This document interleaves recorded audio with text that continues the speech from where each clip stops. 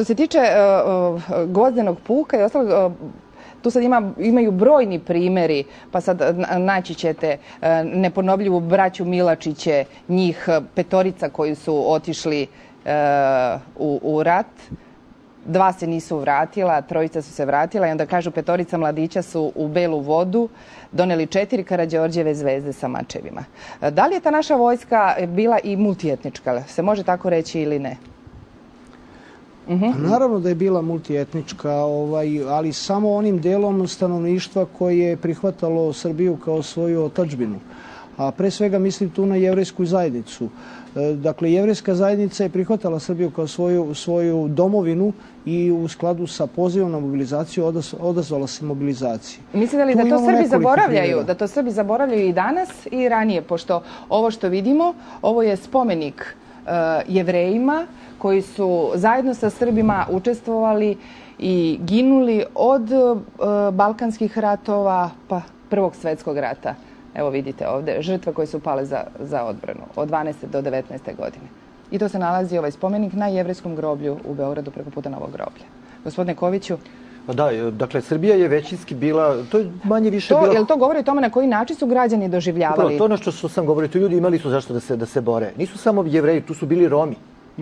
Dakle, Srbija je etnički bila manje više homogena država u to vreme, ali manjine koje su živele u Srbiji bile su mobilisane. Ljudi su se borili za ono što im je pripadalo u Srbiji, za tu neku pravnu jednakost koju su imali u toj takvoj Srbiji. Od prvog srpskog, pazite, u prvom srpskom ustanku Romi su ušli u rat i borili su se, bio jedan romski vojvoda u Ustaničkoj skupštini. Dakle, Romi su se, i muslimani Romi borili su se protiv Turaka na strani srpskih ustanika. Dakle, manjine su tu državu doživljavale kao svoju. Najpoznatiji jeste i u primjeru u stvari Moše Amara, je li tako? Pa jeste, Moša Amara, imamo i gospodina Davića koji je bio poznati... Moša Amar je prvi ušao u Uroševac na čelu svog odreda i komanda 3. srpske armije toliko je cenila tu uspomenu da je po njemu nazvala breg na kome se nalaze kasarne u Uroševcu, Amarov breg. Jeste, inače bio rezervni potporučnik i komandovao je mitraljevskim odelenjem koje je prvo ušlo, što je interesantno, prvo ušlo u Uroševac. Tamo je stradao od ruke Albanaca koji su ga ubili na prevaru. I još 2 rođena brata su mu poginula u slobodilačkim ratovima. Moni i David kao i braća od stričeva. Vrlo je karakteristično kako su se oni nazivali. Da? Svi oni su bili Srbi i Mojsijeve vere.